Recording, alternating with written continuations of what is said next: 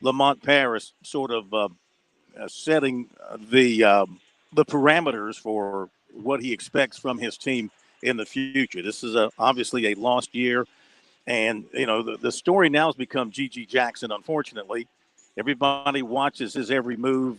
If he raises an eyebrow on the bench, it's breaking news. If he unties his shoes 5 minutes before the game is over, it's breaking news, et cetera, et cetera.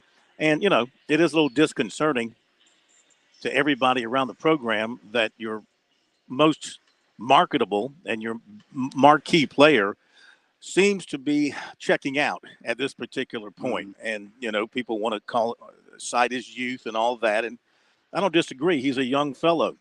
But, our society has put him in this position. Our rush to greatness and our rush to money has put him in this position. So look, and he chose and his family chose to put him in this position. So you accept what comes with it. And what comes with it is some degree of professionalism because you are a professional basketball player. And what comes with it is a degree of professionalism and carrying yourself like a man, not like a teenager.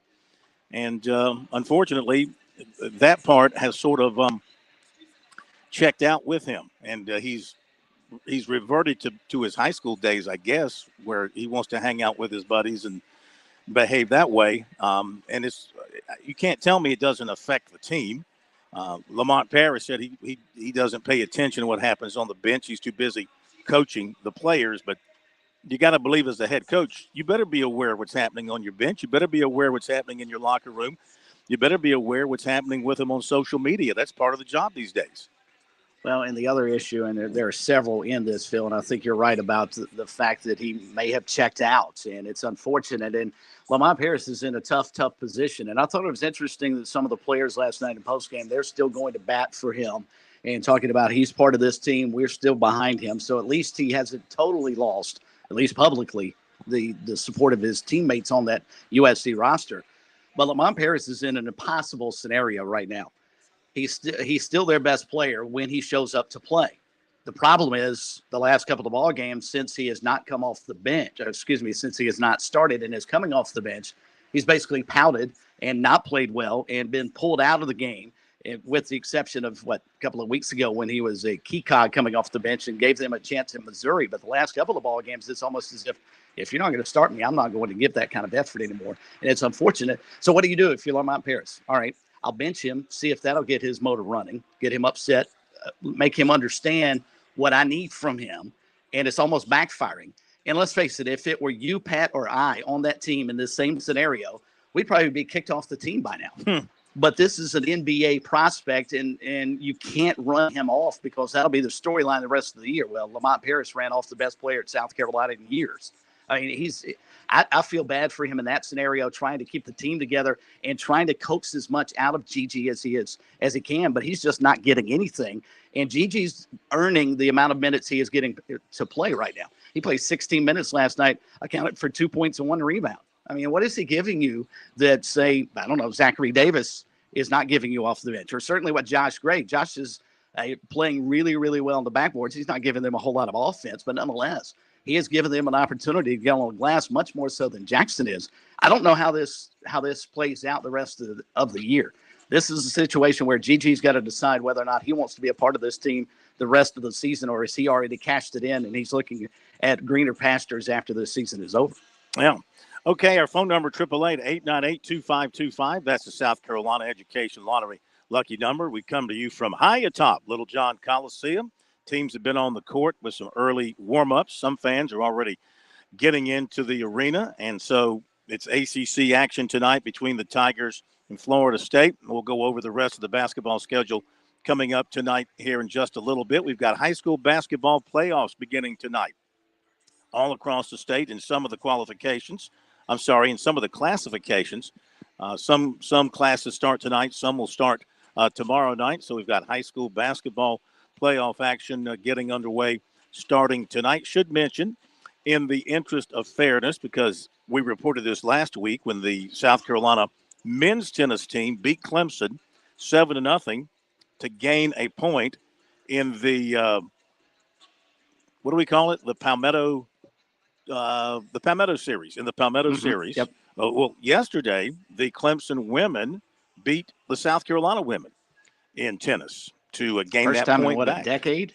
It's been a while. Yeah. Been a while. Yeah. So Clemson women pick up a nice victory there. And we'll update some notes for you here. We got plenty of recruiting coming your way. And we invite your phone calls. Phone number 888-898-2525. That is the South Carolina Education Lottery lucky number for you to reach us here on Sports Talk. Coming up a little bit later on, we'll have some of the comments from Lamont Paris for you from last night's game. Also, Clemson baseball coach Eric Bakich, who met with the media yesterday to preview the beginning of the season on Friday. We'll hear from him. And a little bit after 7 o'clock, Wofford baseball coach Todd Interdonato. One of the most colorful interviews that we've ever done have been with Todd Interdonato because he's a character, and he tells you exactly how he feels about things. Had a very good year last year. I remember as the season went on, at one point, I think Wofford had the best RPI in the country when it came to baseball, or not in the country, but in the state, of all the state teams. And they were looking very, very good. But, they fell to the same fate that the College of Charleston fell to, and that is they didn't win their tournament.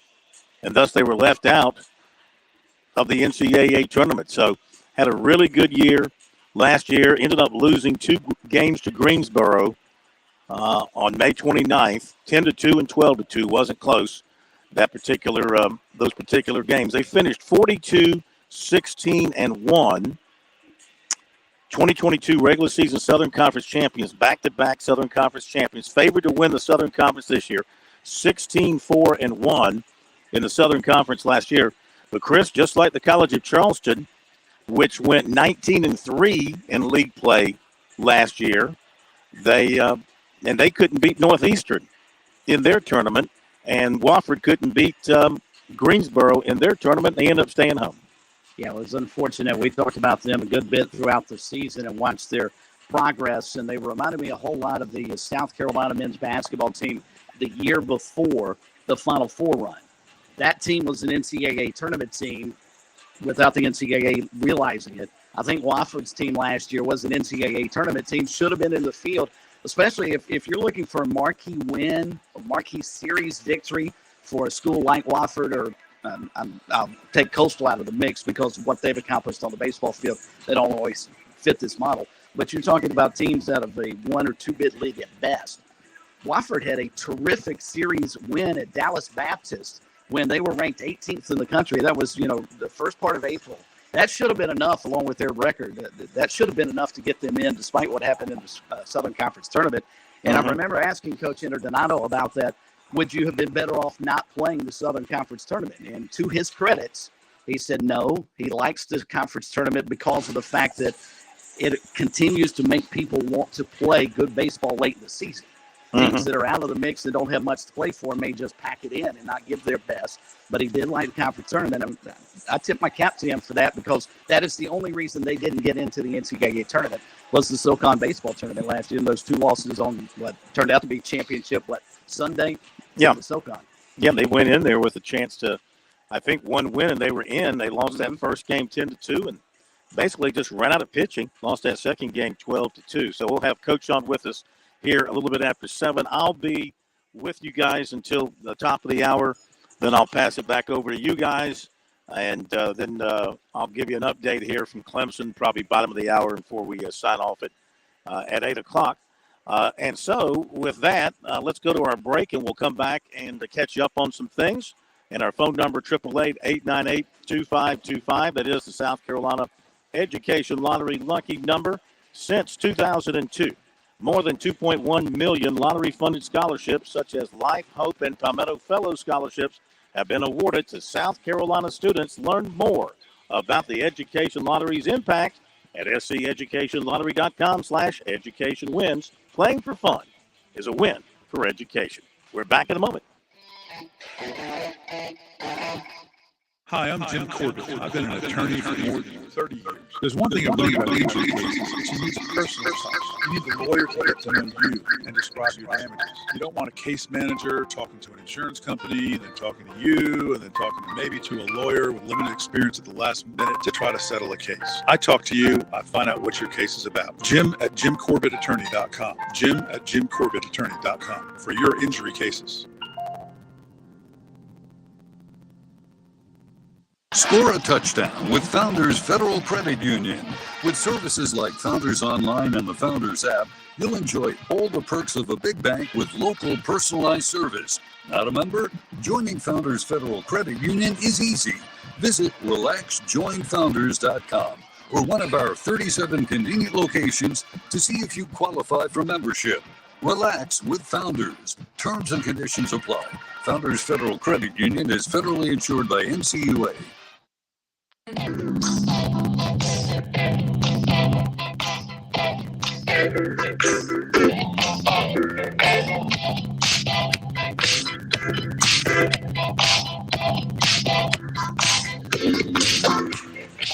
We are back on Sports Talk Media Network from up at Little John Coliseum.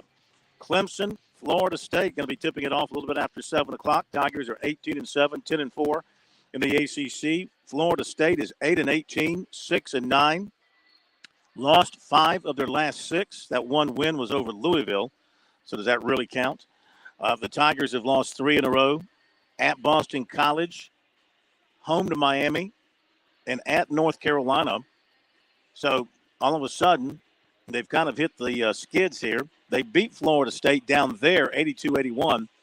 That was a game where Clemson got off to a tremendous start. I mean, they were just annihilating Florida State, and then things turned and became quite a close game, but the Tigers ended up winning it 82-81. And so Brad Brownell, he kind of has a double problem here, Chris. I mean, people have seen how good this team can be and how this team can win ACC games and beat some of the best teams in the ACC and be atop the ACC standings, all right? But they're also seeing now the Tigers kind of at their worst, and their worst fears would be to be at the top of the ACC at the midway point and then to fall apart and not make the NCAA tournament. And Brad Brownell, for all the praise he was receiving as recently as, 10 days ago, the pressure has to start to mount if the losses continue to mount. That's why this game is huge. It's a very winnable game at home against a bad team, and then you go play a Louisville team, which is a bad team. Then you get Syracuse here. Now, Syracuse got a big win last night, but you get Syracuse here. You got a chance to maybe throw 2 or 3 wins in a row together before you have a really tough 2-game road trip to Raleigh and to Charlottesville before you finish up here against a bad Notre Dame team that did give Duke a tough one last night. Point is, they cannot lose this game tonight. Clemson, South Carolina, I've said this for a million years, and I'll continue to preach and bang on this drum. The Gamecocks and Tigers almost need to be flawless in their resume before the NCAA don't give them any reason to leave you out because they already have enough in their minds. Well, Clemson's not a really good basketball program. What have they done in the last 20 years? We're going to leave them out if they have anything that's sort of a blemish on their resume. They've got a couple already. This would be another one. You've got to beat Florida State. You've got to look impressive in doing so. I mean, Florida State's 8-18. Take the ACC record out of the mix. This is a bad Seminoles team. Clemson needs to come out, put their foot on their throat early, and dominate this game. And then they also need to go to Louisville and dominate them on the road, and then come back home and figure out a way to beat Syracuse. They've got to have, in my opinion, they've got to have these next 3 before they go to NC State. These are critically important for their NCAA tournament hopes. You know, I would think beating and preparing for Syracuse would not be all that hard because it's the one team you play where you know for 40 minutes what they're going to do defensively. They're going to play the 2-3 zone, and they don't change from that. Now, because that's all they play, they played extremely well. And they've got the athletes, the long, tall, lean athletes to play on the wings and make that zone defense tough for you. But I would think, as a coach and a player, as you prepare for a Syracuse team in another week, you know what they're going to do. You should be able to figure out a way to attack it and attack it successfully. But then again, that could be said for a whole bunch of teams that lose to Syracuse over the years. But first things first, got to take care of Florida State tonight here at Little John Coliseum. Florida State has been, under Leonard Hamilton, in recent years, one of the better programs in the ACC. Oh, yeah. They've just dropped off this year. But Leonard Hamilton, since 2003, he is the fifth winningest coach in ACC history. He's got 403 wins in league play. So he's had really good teams. He's had teams that were, 10 players deep that he would openly rotate 5 guys in, 5 guys out at a time.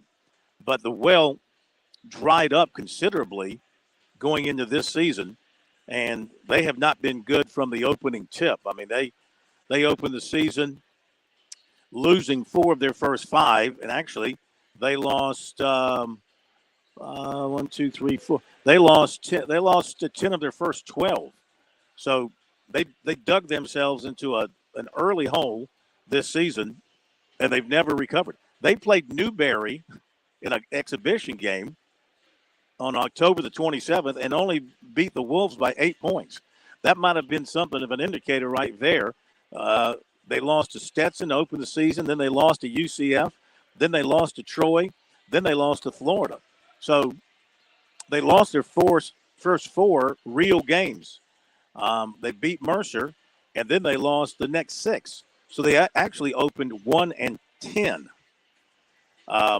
So a very rugged start for them. Their best win would be against, looks like they beat Notre Dame. See, they've beaten Louisville, they've beaten Notre Dame, they've beaten Georgia Tech. But those are the dregs of the ACC this year. Their best performance probably came against Clemson when their win at Pitt. The win at Pittsburgh. Yeah, that would certainly stand out. No, wait a minute. Did they? No, they lost. Yeah, they did win at Pittsburgh, 71-64. But then they turned around and lost at home to Pittsburgh, 83-75 in their last game. On Saturday, they lost by 8. Now, this Pittsburgh team's a lot better now than it was back when they played Florida State. Maybe better than it was. They're better now than they were when they played Clemson and lost at home. Pittsburgh was struggling early on, then all of a sudden they have figured some things out and lead the league.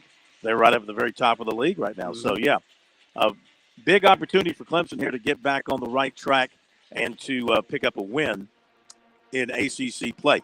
All right, let's just go to the phones, and let's go to Andy in Columbia to get things rolling tonight here on Sports Talk.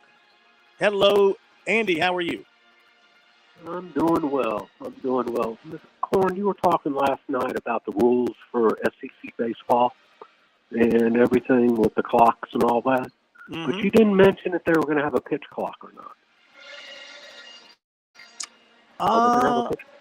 I thought I did mention that there is going to be a. You said there's going to be one for the batter. Come into the batter box, but you never say anything. Well, they've already had a pitch clock.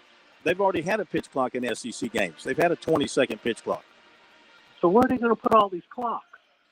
I mean, you have a pitch clock over here, a batter getting into the box clock over here. Then you're going to have a clock for when someone comes out to the mound to talk to the pitcher. I mean, there's going to be clocks everywhere.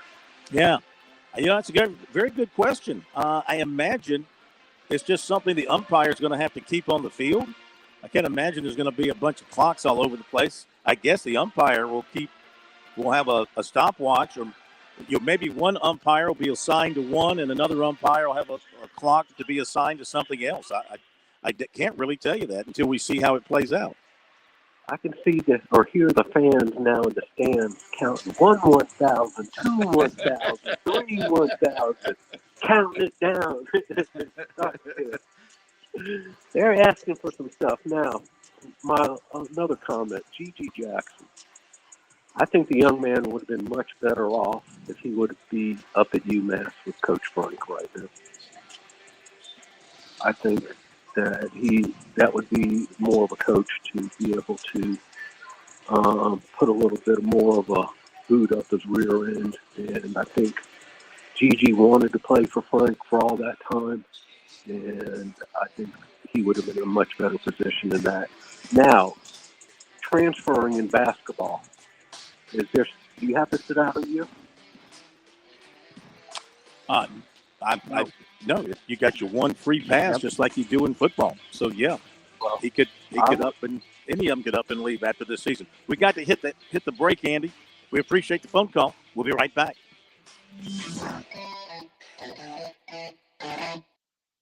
On Point Weather is made possible by our friends at Palmetto Citizens Federal Credit Union on 107 The Point. And here's tonight's forecast: cloudy, but not very chilly, with the low dipping to just 57. Tomorrow, it's cloudy all day, and the warmest day of the week with a high of 79. Things change Friday with morning showers. It's clear out for Saturday and will be much cooler with sunshine and 56 as a high. Sunday is great with mostly sunny skies and 66 is our high. I'm Brian Leonard with your On Point local weather.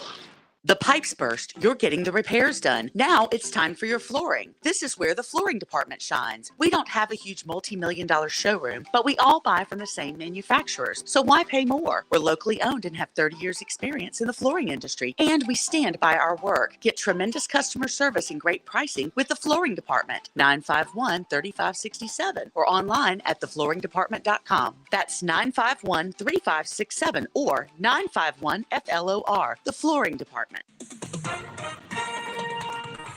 With SRN News, I'm Keith Peters reporting a white supremacist who killed 10 black people at a Buffalo supermarket was sentenced to life in prison without parole Wednesday.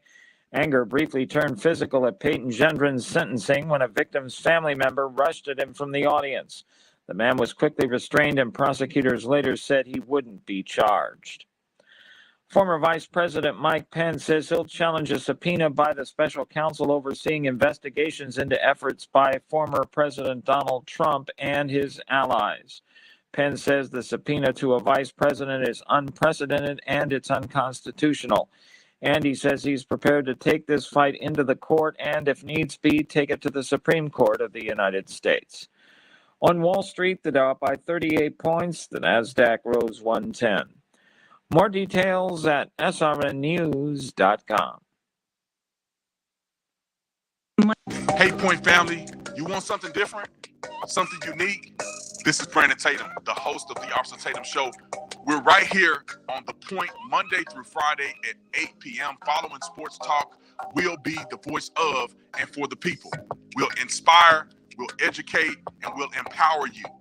The Officer Tatum Show, weeknights at 8 p.m. right here on 100.7 The Point and online at makethepointradio.com. I get frustrated when I see people I care about getting scammed or at least misled. Some of these national spots, some of these celebrity endorsements about Medicare, they can be really misleading. I've worked with Tim Hanberry and the team at Medicare Blueprint for some time now. They've helped me so much, and in more ways than one. First, they've eased a lot of stress when it comes to helping my family find the right insurance for ourselves and in the recent past with my mom and for many friends. Plus, they've saved us so much money by educating me on what we can do to get the best health insurance at the best price. Bet you think I've had to pay Medicare Blueprint and Tim a ton of money for all the help they've given? Nope, not a penny. Their service for you is just as free as it's been to me. If you are a parent is approaching 65 years of age, or if you're coming off an employer plan, let Medicare Blueprint go to work for you. I'm not the only one offering my endorsement for their incredible help. Visit their website, MedicareBlueprint.com. Read testimonials from people all over the Midlands. If Tim can help you find a better plan, let him. If he can't, he'll be the first to tell you. Online, MedicareBlueprint.com, or call him, 708-7398, 708-7398. Attention listeners, con artists have many tricks for stealing your money, but the AARP Fraud Watch Network is here to help you protect yourself and your family. We give you the tools you need to spot and avoid scams. So listen for the AARP Fraud Watch Network alerts. Use our scam tracking map to see the latest scams and sign up for prevention tips and alerts from law enforcement. To learn how to outsmart con artists before they strike, visit aarp.org/fraudwatchnetwork.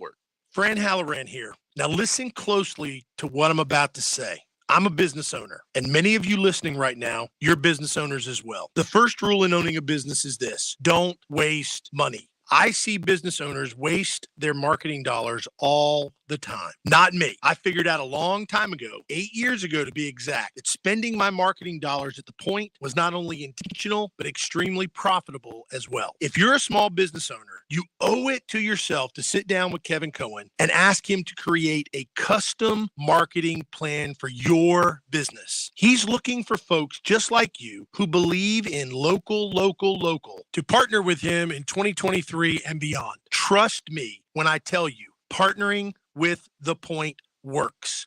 You will see results and your marketing budget will no longer be wasted. Give Kev a call at 803-563-8558 and tell him the Money Coach sent you.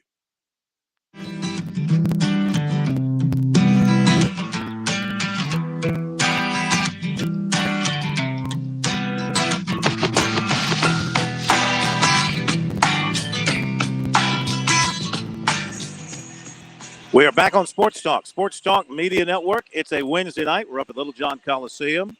Clemson, Florida State, going to tip it off a little bit after 7 o'clock. We have got Coach Todd Interdamato from Wofford coming up a little bit after 7. Talk about the Terrier baseball team. Comments from Clemson baseball coach Eric Backish as well. And also coming up, some comments from Lamont Paris. Also, our recruiting report coming up for you just a few minutes. You can join us, 888-898-2525. South Carolina Education Lottery lucky number to reach us here on the program. Do we have Keith in Camden with us next? I do believe. Keith? No, not Keith. Okay. I thought Keith was standing by for us, so we don't have that. So our lines are open. 888-898-2525 is a number. Let me check on the other basketball around the SEC, ACC tonight as we head down the stretch and look ahead to the tournaments coming up here in just a few weeks. And we'll be having all the tournaments covered for you. I'll be at the ACC this year. Smitty's going to be at the SEC for as long as the Gamecocks are there. I told him one change of underwear should be sufficient. No. They're not playing in Columbia. I wouldn't count those guys out. They may make a Cinderella run in their black jerseys. Oh, just because they're on the road, huh? Exactly. Yeah. All right, what else do we have in the basketball schedule tonight? Let's see, around the ACC, besides this one, Virginia will play at Louisville, and Virginia Tech will play at Georgia Tech. All three games tipping off at 7 o'clock tonight. Nice way to divide up your audience there. We've got Furman and Citadel playing tonight, High Point and Presbyterian, Mercer and Wofford. Also, we've got Longwood and Upstate. In the SEC, this should be a good one, at least on paper. Alabama, Tennessee. See what Alabama can do as the number one team in the country, in Tennessee seeking to bounce back from a loss to Missouri, I think it was, on Saturday. Also, you got Ole Miss and Florida playing tonight in the SEC. Now, last night, South Carolina Vanderbilt. We talked about it earlier. The Gamecocks just fell behind from the get. Well, they did lead 2-0, and then Vanderbilt hit them with a punch, and the Gamecocks were practically knocked out. They were wobbled, and they wobbled in to halftime. They were down by about 20, and really never made a serious run at Vanderbilt in the second half. Got it down to 11, I think was maybe as close as they got in the second half. And so the losing streak at home continues for the Gamecocks. And, the good feeling that they had built by winning that game at Ole Miss just evaporated with that loss. Here is some of what Gamecock head coach Lamont Paris said right after the game, talking to the media and talking about how, Vanderbilt just came out with that hot start and his guys just did not respond accordingly.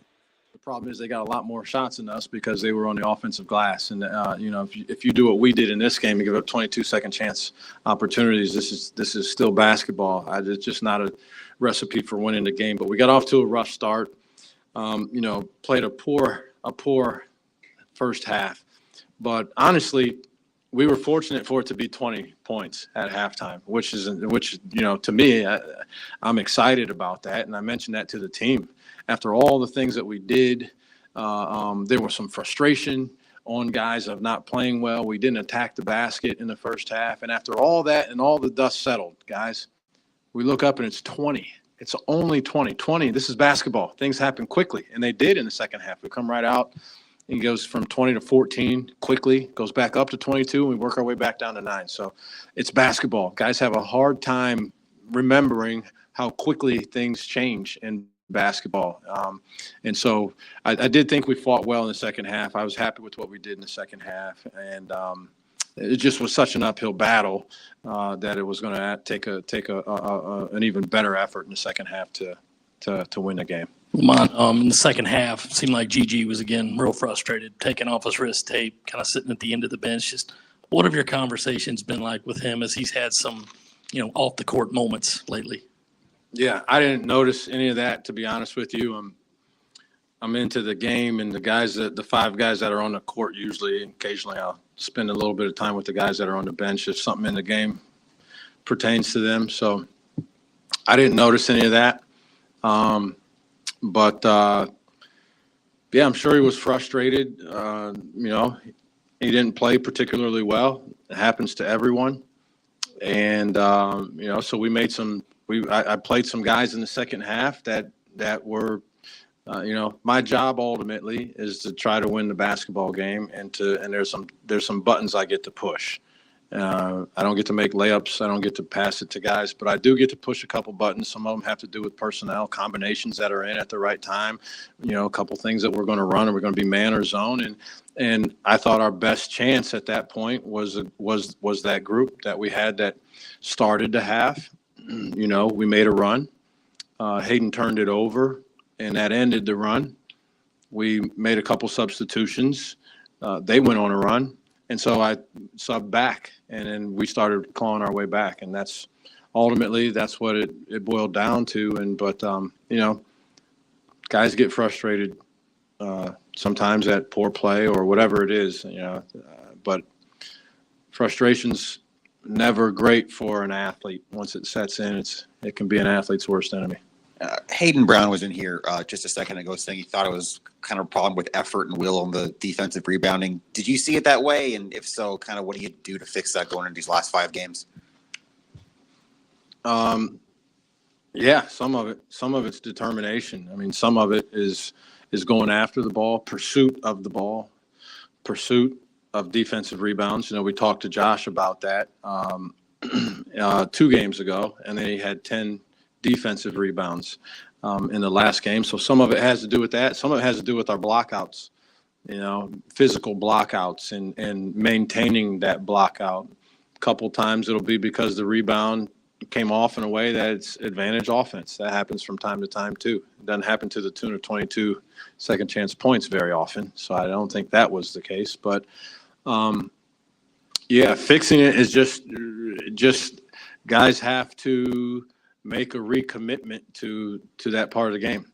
It's funny. We have the scouting reports and the poor assistant coaches, we're going over the personnel and this guy goes to the board, so you have to block him out. Right. And I said, well, tell me the guy that you don't have to block out. You have to block out. It's basketball.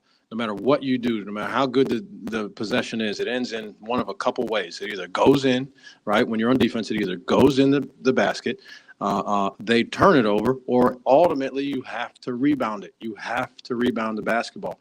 And we did not do a good job once we got a stop, whether it was because of good defense or bad defense and they missed a shot. We did not secure the rebounds. And so, we've had other games where we defensive rebounded really well. You have to do it. It's not me yelling you into doing it. I don't think it's an issue where we don't value what a defensive rebound means. You have to just do it. You have to do it. And so, we'll have to do it better. All right, there you go. That's some of Coach Lamont Paris from last night. The Gamecocks got crushed on the boards, 48-34, including 19 offensive rebounds. And remember, Chris, we were talking about last night following the game how crazy Vanderbilt was with their outside shooting. They took 28 three-point attempts in the first half. They finished with 10 of 37. Ordinarily, that's not all that bad from a defensive standpoint, I guess. You would say, a team hitting 10 out of 37, that's about 26, 27%, just off the top of my head. So you'd feel pretty good about that. But they made the most of it in the first half. They hit 7 of those 3-pointers in the first half when they were building that lead. Yeah, the game was over at halftime, and Lamont Paris got, I guess, tongue-in-cheek, but also said he was pleased with his team as poorly as they had played in the first half. They were only down 20, and part of that was the fact they just could not guard the three, couldn't rebound the basketball. And in the second half, I think Jerry Stackhouse may have made a slight adjustment and said, guys, we've got the comfortable margin here. We don't have to continue to bomb away from the outside, even though we're dominating the glass. Let's, try and go inside and get some more high percentage shots. And if you look at their shooting in the second half, they cut down on the amount of threes, but they got better shots and shot almost 10 percentage points better in the second half than the first half. I thought it was a pretty smart move on Stackhouse's part to make sure his team was able to massage that lead to the end. Yeah. All right, so a good road win for Vanderbilt. I mean, any road win is a good road win, just like South Carolina's win at Ole Miss. So Ole Miss is not that good of a team. It was a good road win for them on Saturday, but then they just kind of gave it back with that performance last night. Okay, we'll hit the break, and when we come back, we'll dive into the recruiting report for tonight. And as we approach the top of the hour, I'll give way to Chris and Pat back in Columbia. They'll take you through the second hour. I will do a couple of updates from here in the second hour. Coach Todd Interdonato from Wofford, the baseball coach there, very fine coach, will join the guys a little bit after 7 o'clock, talk about his team with college baseball season ready to crank it up. The road to Omaha begins on Friday for the D1 teams. We'll be back in a moment. Major Downer here from the South Carolina Department of Natural Resources. Boating season is just around the corner. To make sure that your boat is ready, check your registration sticker and ensure it's current. Find your registration card, make sure your life jackets are in good shape, and check your fire extinguisher as well. For more information on boating or boat titling questions, visit dnr.sc.gov/boating. Have you turned on the fun? Try Cash Pop from the South Carolina Education Lottery. Pick one number from 1 to 15, win up to $2,500, or play all 15 numbers, and you're guaranteed to win. Play twice a day to double your fun. It really is that easy. Visit sceducationlottery.com to get the details. Cash Pop. It's the light of the party.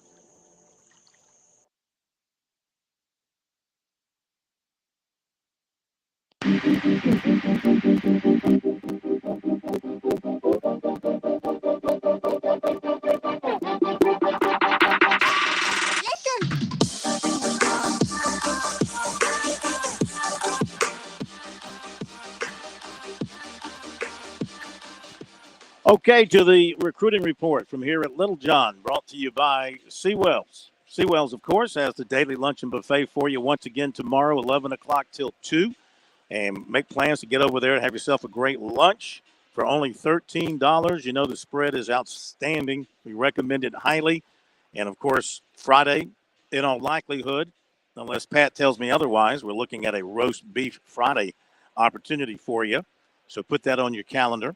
And, of course, if you got something coming up requires the very best in the catering business, then it is Seawells, the place to call, 803-771-7385, and online at SeawellsCateringSC.com. A player Clemson is strongly involved with, defensive end Christopher C.J. Jackson, 6'4", 220, out of Tucker, Georgia. Has been a frequent visitor to Clemson. Was there in the summer, and he met with defensive ends coach Lematsky Hall. Returned for the Miami game in November. He was back for the junior day on January 28th. He was already feeling pretty good about his relationship with Hall and what he had seen at Clemson. But that Saturday on the campus really trumped everything he had experienced before. He said it was a great experience. His fourth time there, actually. He's very familiar with the place. He really gets a family feeling and a great vibe from the coaches. He's impressed with their graduation rate of 98%, and that's very important for him in his recruiting process. The academics will be key for him when he gets down to making that decision. He also had a chance to talk with Lemansky Hall in his office with just one other defensive end recruit. He's impressed by the fact that Clemson doesn't put out a lot of offers, and if you get one from Clemson, he said, it means they think you're really good. And so he doesn't have to hear from the coaches about how good he is. He knows if he's getting an offer from them, they think he's pretty good and can play for them. So Clemson's very much on his mind. He's going to take some more visits in the spring with a summertime decision. Clemson will be right in there, though he doesn't have a top 5 or a top 10 yet. But he says Clemson has always been up there with him even before he had the offer from them. And he is going to take some other visits. He was at Georgia Tech in January. He's got a March 4th visit to Alabama.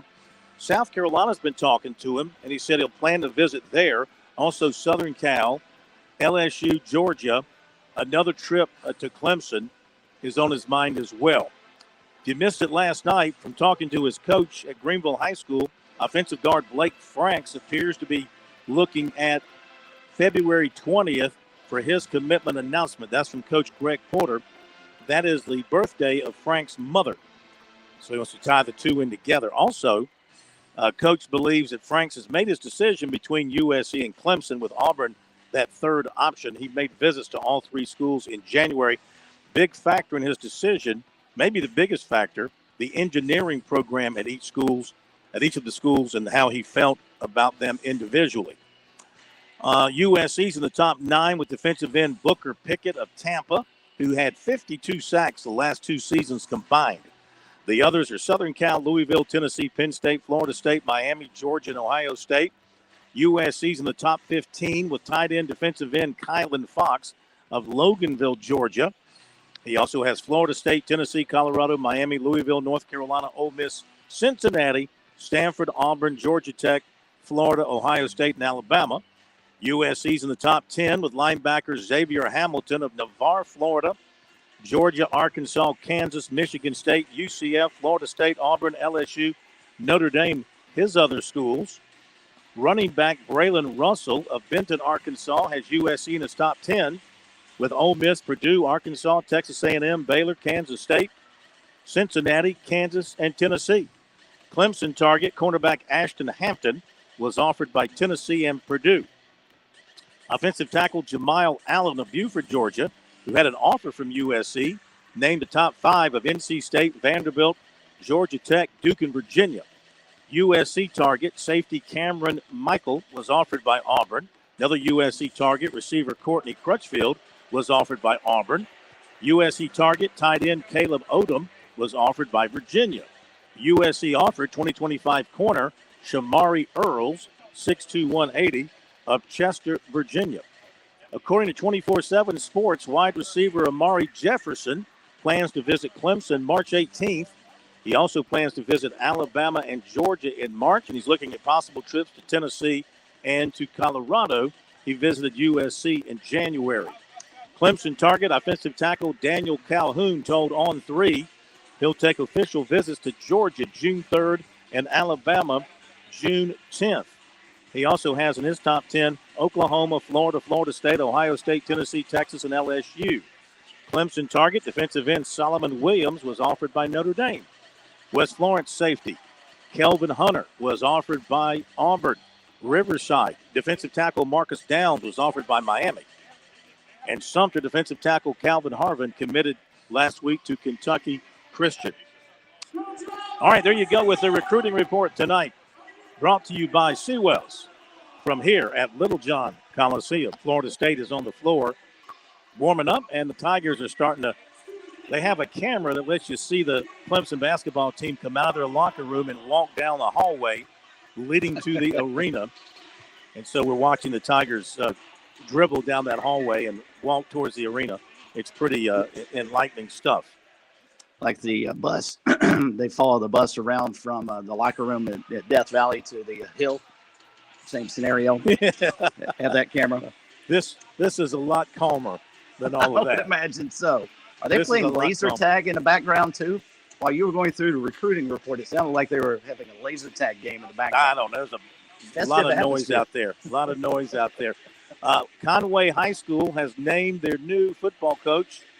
According to MyOry News, citing multiple sources, Lamar coach Josh Pierce was selected by a search committee to take over the program and his name will be formally presented to the Board of Education on Monday for final approval.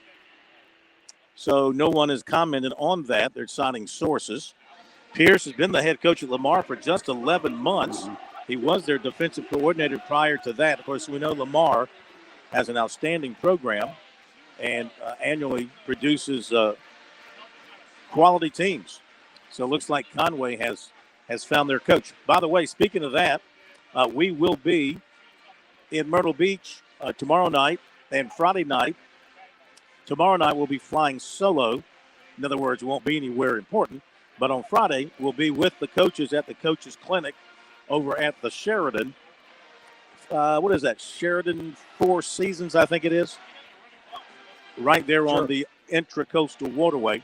So we'll be there, and there'll be coaches from South Carolina, Clemson in the house. I think they'll be there Friday night, but they don't speak until Saturday. But we'll grab who we can grab, high school coaches, college coaches, whatever the case may be. We'll get who we can get and bring that to you. Let's go to Bruce in Missouri. Heading up towards the top of the hour. I may have to shut it down here when the national anthem starts, but Bruce, go right ahead, please.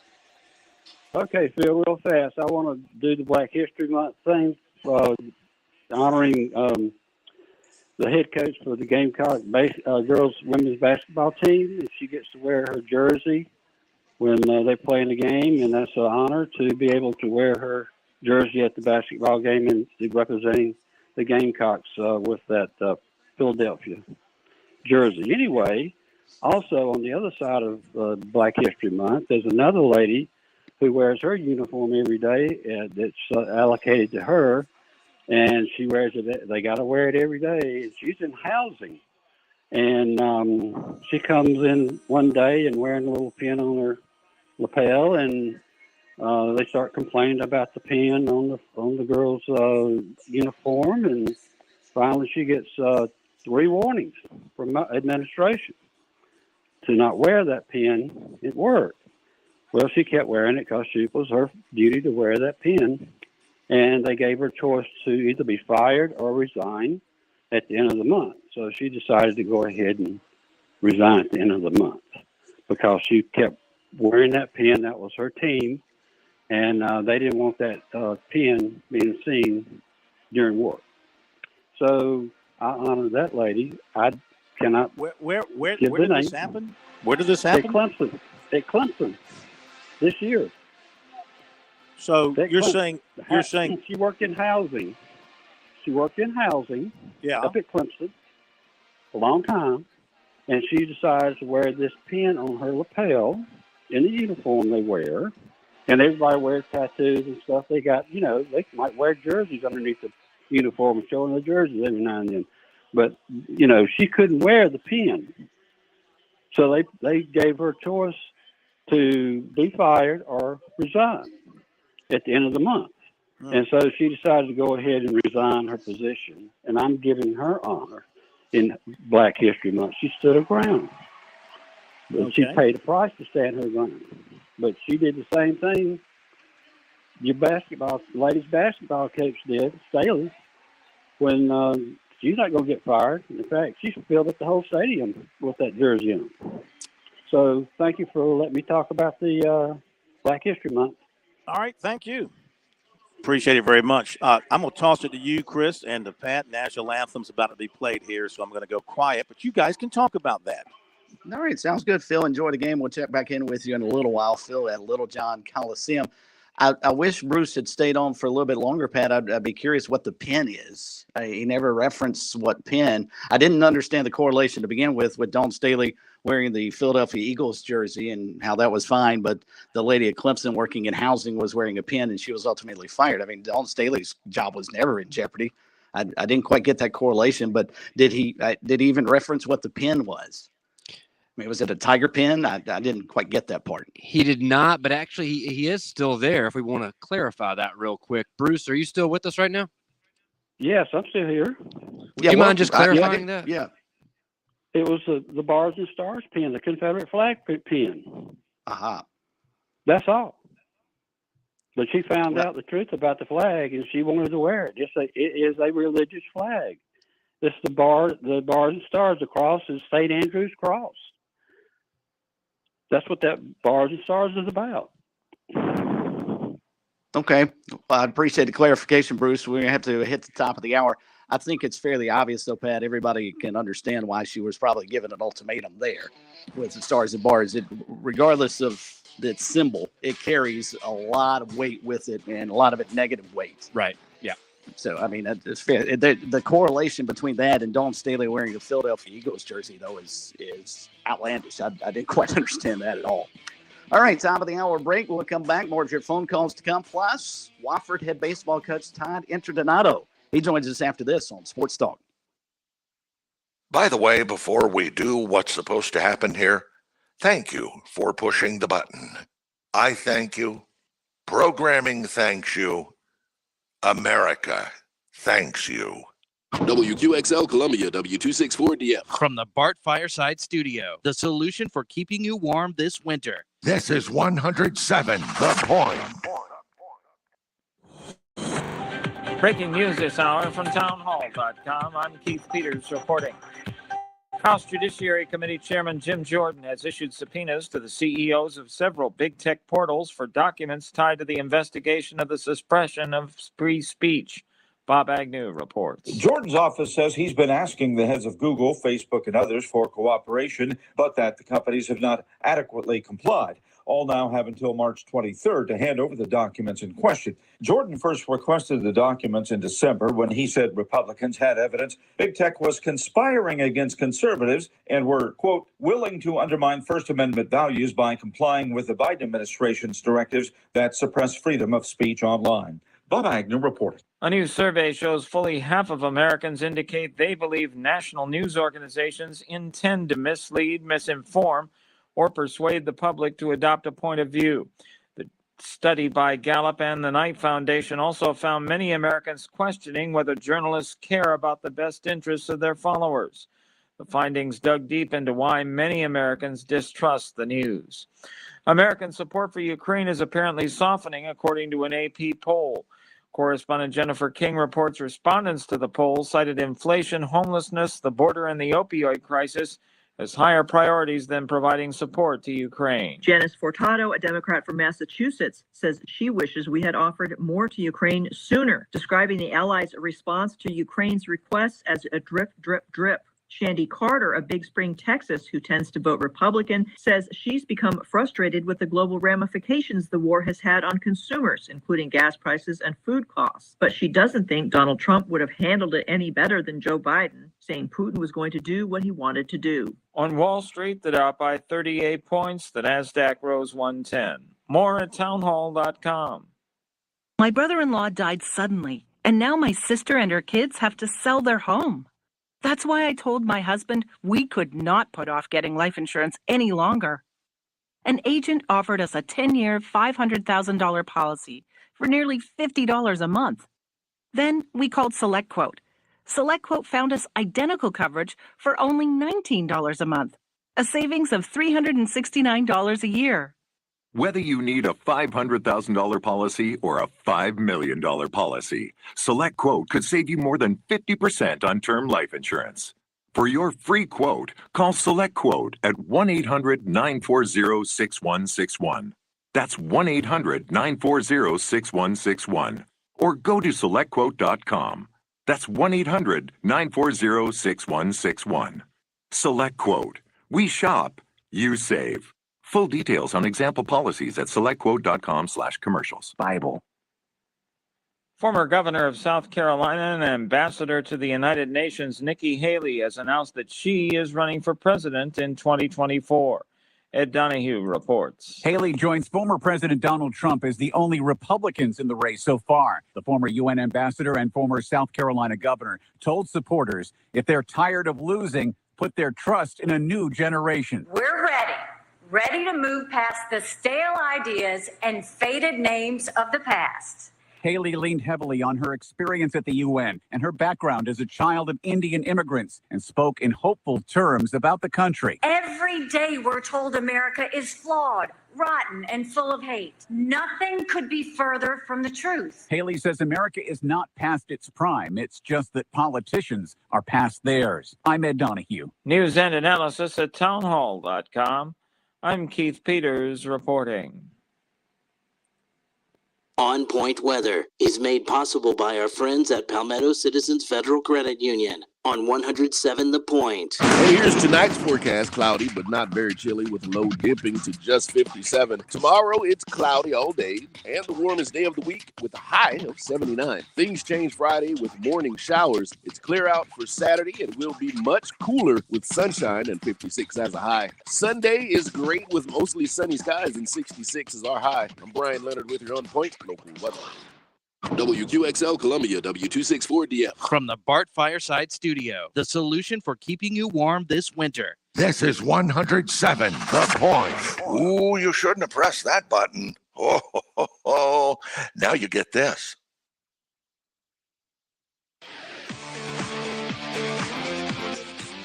Welcome back to Sports Talk on the Sports Talk Media Network. You can reach the guys with the South Carolina Education Lottery lucky number, 888-898-2525. That's 888-898-2525. Now back to Phil, Chris, and Pat with the second hour of Sports Talk on the Sports Talk Media Network. And back we are, Sports Talk on the Sports Talk Media Network all across the great state of South Carolina on an unseasonably warm Wednesday afternoon. Kind of hard to believe we're still in the winter time portion of the season, but athletics tells us otherwise because baseball season is about to begin at the Division I level, and Todd Interdonato is about to join us here in just a couple of seconds. Chris Bergen here in our studios in Florence. Meantime, Pat Daniel taking care of business back home in our Columbia studios. Phil Kornblut up at Little John Coliseum. Phil was with us during the first hour of the program. He has jumped off to watch Clemson and Florida State. They are just underway, and the Seminoles have an early 3-2 lead on the Tigers in a game Clemson has to win, and I think has to look pretty impressive in doing so over the next couple of ball games. We'll let you hear back from Phil a little bit later on this hour. 888-898-2525. If you'd like to join us on the show, 888-898-2525 is our South Carolina Education Lottery lucky number. But I talked about how beautiful the weather is across the state here the next couple of days. Of course, looking towards the weekend, rain might be in the forecast. That's a four-letter word for this gentleman and his counterparts across the country as Division I baseball gets ready to crank up, and that includes at Wofford College, a team we followed with great interest last year. Felt like they were an NCAA tournament team. They were.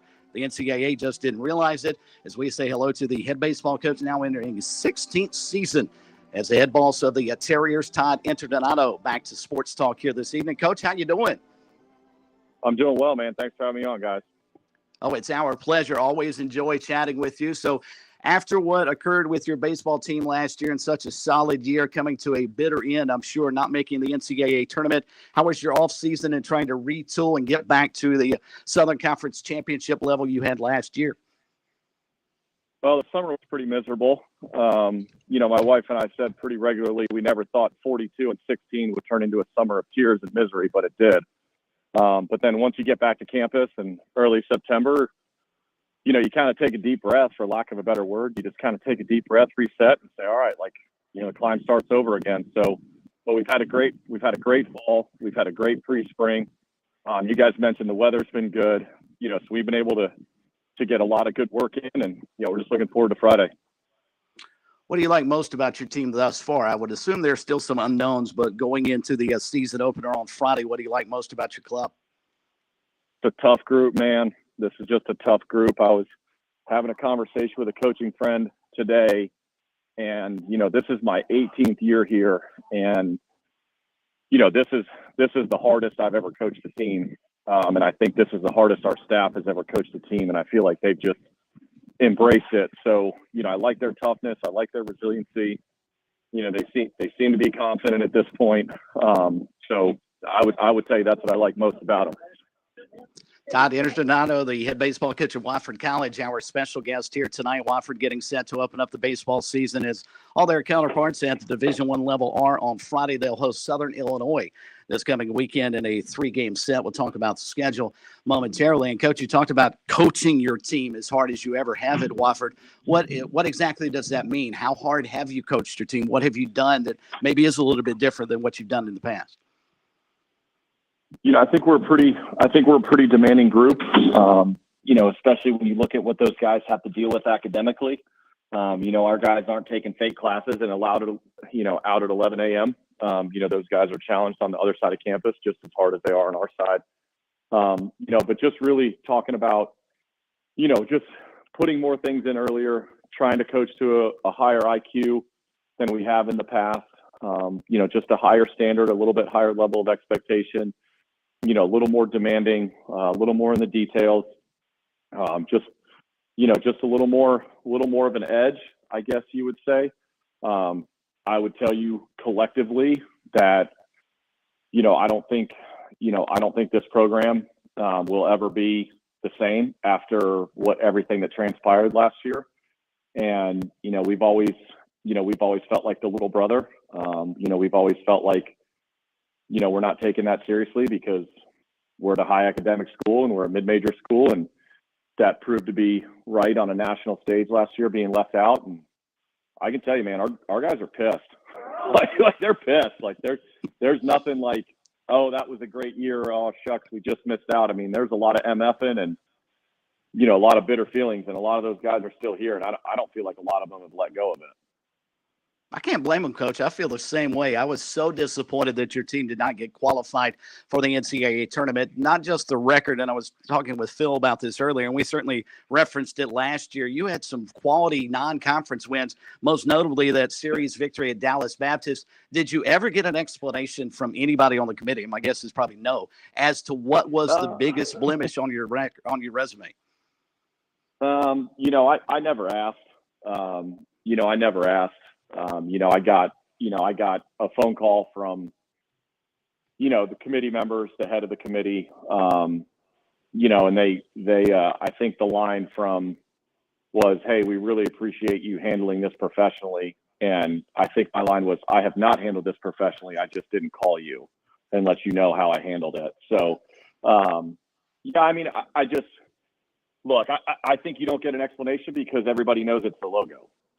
Like it's not the resume, it's not the RPI, it's not the win and loss, it's not how we won the league. Like it's our logo. Like, so anybody can say whatever they want, but our logo kept us out, and I can't change our logo. Todd Interdonato, the head baseball coach at Wofford College, the Terrier logo getting on display here tonight on Sports Talk as they get ready to open up the season. All right, with that as the backdrop, Coach, how do you get back with the current team you have and maybe take it to that next step? Walk us through some of the guys you're going to be counting on and some of those guys who maybe are playing with a chip on their shoulder after what happened last year. So, everything obviously in our sport starts on the mound. And, we return our Friday night starter, Matthew Marshall. And, he had a phenomenal year last year. I thought he had a case to be the SoCon pitcher of the year last year. Didn't get it, which was fine. There were a lot of good candidates. He's been nominated as the preseason pitcher of the year, and, he looks as good as he's ever looked. So we are extremely confident being able to play behind him, having a guy like that can go out there in game one of every series and you feel like is going to be better than whoever he's matched up against is obviously a huge advantage. Bringing back Colson Buchanan, who started as a freshman last year, which is no small feat on the weekends. He's able to return and, he'll slide into that number 2 spot, which just having that experience, and his success really bodes well. And then you go down and look in the bullpen between a guy like Luke Stevens and Holden Wilder, guys that, were able to pitch late in games. And, I would tell you that, Luke was probably our most reliable pitcher in the last month of the season. And being able to bring him back and have him there is great. So, that is on the pitching side of the ball. And then on the position player side, Ryan Delaney, who, I think has player of the year potential. He's back. He'll hit in the middle of our lineup. Jack Renwick anchors our infield playing at shortstop. And then a guy like Trey Younger. And then, we've added some good pieces and Bryce Martinez. I mean, we just, everybody, I feel like the joke is like, oh, you lost some guys, and you're like, well, yeah, like they graduate. Like this isn't, not everybody's on a 10-year deal. So, and shockingly, we saw graduation coming. Like we were ready for that. It wasn't like they departed free agency out of nowhere. So you just feel good about your group. But at the end of the day, I mean, it just comes down to if those guys can build real time in season confidence, because that was, we started 2-5 last year, and then I think we ripped off like 28 out of 31, and you couldn't have convinced them they were a bad team. Like if I stood up in the front of the room last year and told them they weren't very good and not that talented, they would have laughed at me. And that's just, I think, the challenge of every program around the country is you got to get those guys confident in season, and that's the biggest determining factor. Wanted to circle back and maybe peel back the onion a touch on Matthew Marshall. He had 93 strikeouts for your club last year, just a dominating performance against just 12 walks, which is phenomenal. But here's a young man who started his career at Furman. When they dropped the baseball program, how did you ultimately get him to basically just come across town to join your squad?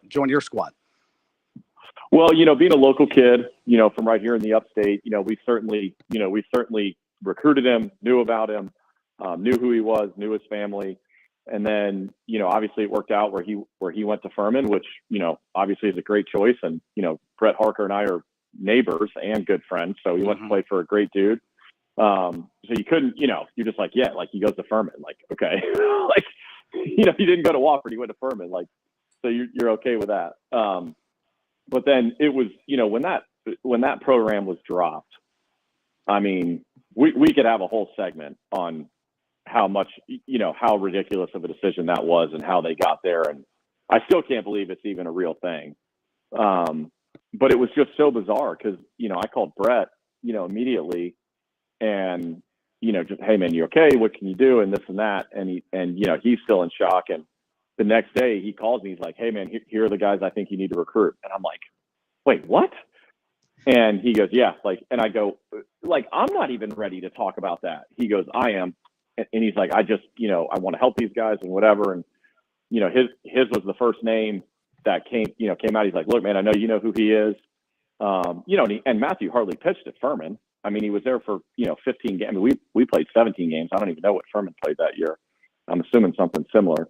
Mm-hmm. And, I said, okay. I said, I trust you, whatever, blah, blah. So, it worked out and he came over. And to tell you the truth, his first year here, in 21, like if you go back and look at his numbers in 21, I mean, I think it's nice saying they were pedestrian. And then there was just a jump, from that sophomore year into his junior fall. He came back his junior fall and it was a different dude. So, I mean, yeah, am I going to sit here and say that Furman not having a baseball team hasn't helped us? Like, no, that's ridiculous. Like, now we're the only private school in the upstate playing Division I baseball. Like, of course that helps us.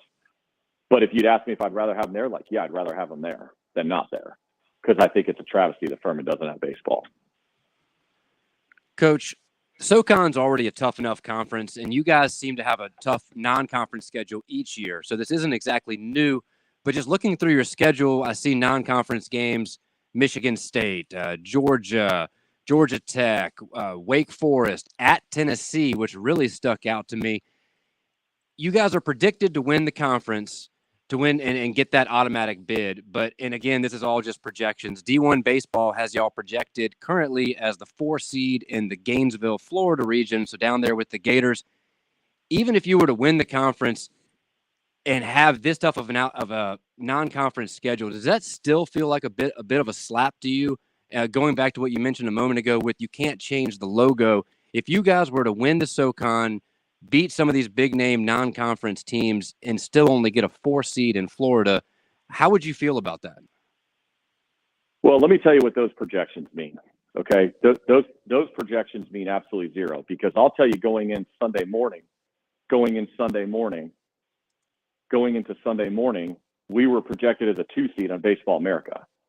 And then we lose in the conference championship game, and then we're a 5 seed, which doesn't exist. So to say I could not care less about those projections is me being very polite and courteous. And I think if we go through this year and we have the year that puts us in a position, and we have that, like, yeah, you're not a 4 seed. So, but at the end of the day, like, we talk about it all the time. We have three objectives every year: win the regular season, put together a resume, a full season resume that gets you in the conversation for an at-large bid, and win the tournament. Those are 3 separate things. And last year we did 2 of the 3. And when you leave it in somebody else's hands, this is what happens. And this is the reality of being at Wofford College. This is the reality of being a school without sex appeal. And that's it. Like, if we wanted to change it, and I'll tell you right now, had we won one of those games on Sunday, we might have been a 2 seed in last year's regional. It's a 35 RPI or wherever we ended up, would have landed 30, 31 RPI. Like, we could have been a 2 seed. But as soon as you put it in somebody else's hands, it's easier to put a logo that everybody recognizes. Todd Interdonato, the head baseball coach at Wofford, joining us for a couple of more minutes here on Sports Talk as we look forward to the start of the D1 baseball season. The Terriers will open up at home against Southern Illinois on Friday at 5:30, Saturday afternoon at 2 p.m., and then on Sunday at 1 o'clock. And Coach, wanted to get your take on something we discussed with Gary Gilmore down at Coastal Carolina last week. We were talking about, obviously, name, image, and likeness and the changing landscape in college athletics, certainly focusing in on baseball. And he envisioned, and quite frankly, painted somewhat of a bleak picture for programs like yours at the mid-major level, for lack of an unfortunate term, but I think fans understand what that means. But he was looking at a team like LSU, and he actually called them a AAA team with the roster that they have. Do you envision a scenario on down the road, like I think Coach Gilmore does, where a run like they had in 2016, or a run that teams at your level can get to the to get to the College World Series or Super Regional may not exist anymore because name, image, and likeness has almost priced you guys out of that opportunity? It's interesting. I mean, it's certainly interesting. That, and I will not take the easy way out on that question. The easy way out is, well, it's interesting and we'll see what happens, and you never know, and blah blah blah blah. I don't think, unintended consequences, I feel like, is, a great term to put on this. And, name, image, NIL, name, image, and likeness, was written up so a guy who had star power could go earn money through marketing, through promotions, like a professional athlete. It was never envisioned to just write a kid a check. That was not the intention of NIL. NIL was, having, like, you go back to somebody like us, like NIL was written for a guy like Eric Breitenstein, where Eric Breitenstein in the Spartanburg community had star power. He goes and does a car commercial. He goes and does something, and he makes money. Like, that's the original intention of NIL. And then all of a sudden, exactly what happens with everything else, people find a loophole, and now they're just writing checks. And I personally do not think it will ever get to that level, because I think what's going to happen is already people are saying, yeah, this isn't what's intended. This is, I don't think this is sustainable. I do not think this is sustainable. And I think eventually it will get corralled. I don't agree with the term that the horse has left the barn and this is what it is. Like, I do think it'll get managed. I do think it'll get corralled. But right now it's just, eventually you're just going to have donors that, yeah, we're not giving that kid, we're not giving a baseball player $800,000. Like, we're not. Like, we're just not doing that. And, or I think it gets legislated, or I think it gets corralled, and you got a new NCAA president coming in. So, I just think there's way too much unknown. And I do think it actually, like I said, gets handled. But I had this conversation today, like, make no mistake about it. You cannot legislate morality. You can't write enough legislation to make somebody have a moral compass. You cannot legislate morality. So no matter what you do, you are still going to have moral and immoral people, no matter how many rules you put in place.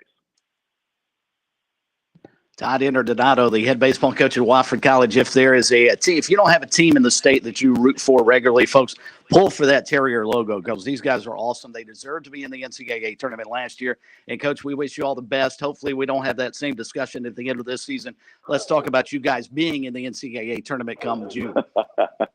I would appreciate that conversation. And like I said, thanks for having me on, guys. I appreciate everything. Thank you, Coach. We appreciate that as well. That guy is amazing. We could sit and talk baseball with him for 2 hours. We don't need Phil back, Pat. We could just leave Coach on. That guy is just incredible. Love listening to him talk baseball, and I love the fact that he is not afraid and unafraid to say exactly what he feels. And he felt like his team got screwed last year, for lack of, and that's exactly what he said. He said his guys are upset about it, and I would not want to be the first couple of weekends to face the Terriers because they may take their frustrations out on Southern Illinois this weekend before they take on UNC Asheville next Tuesday. All right, 888-898-2525. If you'd like to be on the program, we'll talk a little more baseball. Final half hour of the show, we will hear from Eric Bakich, head coach at Clemson. He met with the media yesterday about his first season go round with the Tigers. We'll get his take on that coming up in just a little bit. Plus, we'll check back in up at Little John with Phil Kornblut. Tigers off to a terrific start in a game they've got to have. Just under the 12-minute mark of the first half, Clemson already out in front of Florida State 20-8. They are shooting a robust 62% from the field. Tigers being led in scoring early by P.J. Hall already with 9 points. He's actually beating Florida State by himself. 9 points in just 7 minutes of play. All right, we'll take a timeout, come back, go back up to Little John, check in with Phil at the bottom of the hour, and much more. Your phone calls to come as well. 888-898-2525 on a busy Wednesday here on Sports Talk. You join us on the other side.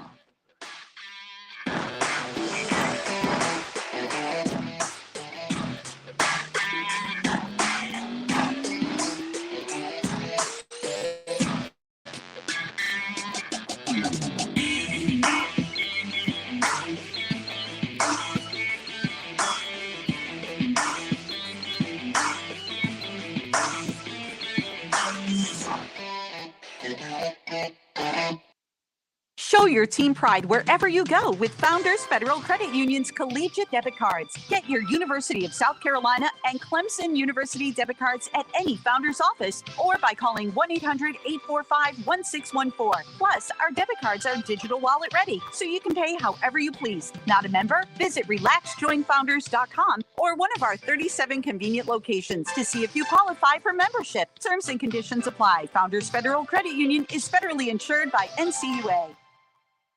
Life, it has its ups and downs. Sometimes it's little things like hitting every red light or dropping your cell phone. Maybe it's the bills, rent, or pressure at work. But when it comes to the South Carolina Education Lottery, you should never feel like playing will solve everything. The lottery is a game. It's played for fun. So set a dollar amount. Expect not to win and make sure responsibilities, family, friends, and work come first. Visit playresponsiblysc.com. Yeah, you know what it is. Black and yellow, black and yellow, black and yellow, black and yellow. Yeah, you know what it is. Black and yellow, black and yellow, black and yellow, black and yellow. Yeah, you know what it is. Everything I do it big. Yeah, screaming that's done. When I pulled off the lot, that's done. Remember time when you see me, you know. All right, back we are at Sports Talk Media Network on a busy Wednesday. Again, our thanks to Todd Interdonato, the head baseball coach at Wofford. Really outstanding stuff. If you missed the interview, want to hear back portions of the show, anything else, we always put our programs into podcast form a couple of hours after the show. So you can download and listen via wherever you get your podcast. Also, you can always listen online at SportsTalkSC.com. Comments from Eric Bakich, head baseball coach at Clemson, coming up after the bottom of the hour. Plus, trying to check back in up at Little John with Phil Kornblut. May do that on the opposite side of the break. By the way, the Citadel and Furman also playing tonight. Big ball game in the upstate as well. They are tied at the under 8 media timeout by a score of 23-23. So I'm not sure that Furman, that pace is what they want to play, more so in Citadel's pace early because of the way Furman shoots the 3-ball. So interesting stuff there. We'll keep you posted on all the basketball as we move through the evening. Some of the other news notes, our poll question of the week, since we are talking D1 baseball, it starts on Friday. Which Palmetto State team do you think is most likely to make it to Omaha? And, Pat, I'm glad we didn't actually mention this when Coach was on because Phil did not include Wofford in this mix. And judging by what Coach Interdonato had to say, it might be a situation he's got a team that he feels like because just emotion alone, they can make it to Omaha. I love it. And we talk about how much confidence and momentum mean in sports. And I would argue baseball might have that above anything else. And also you mix in the superstition that we all love to see in the dugouts. This may be a driving force for them. And quite frankly, they don't need it because they're already incredibly talented. They're incredibly deep. They have good pitching, good fielding, good hitting. But then you sprinkle in a little bit of this on top of that, and a little bit of payback. That may help propel them. I'm all for it. I loved everything about that interview. And playing for him, I can only imagine how great that must be. It'd be great. It would be great. It really would be. So with apologies to the Wofford Terriers, the choices up on our Twitter page are Clemson, Coastal Carolina, the College of Charleston, and USC. And right now the Gamecocks overwhelming favorites of the four choices of our listeners of 735 votes thus far. The Gamecocks have 66% of that to make it all the way to Omaha. Tigers with 17%, Coastal at 11%, and the College of Charleston at 6%. You want to talk about a major turnaround season for South Carolina, going from without NCAA tournament play at all last year, all the way to the College World Series. That would be interesting. That'd be quite a turnaround for Mark Kingston's team. All right, we'll talk Tiger baseball. Also hear from Phil at Little John.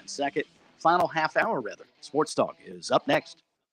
On Point Weather is made possible by our friends at Palmetto Citizens Federal Credit Union on 107 The Point. Hey, here's tonight's forecast. Cloudy, but not very chilly, with the low dipping to just 57. Tomorrow, it's cloudy all day and the warmest day of the week with a high of 79. Things change Friday with morning showers. It's clear out for Saturday and will be much cooler with sunshine and 56 as a high. Sunday is great with mostly sunny skies and 66 is our high. I'm Brian Leonard with your On Point local weather.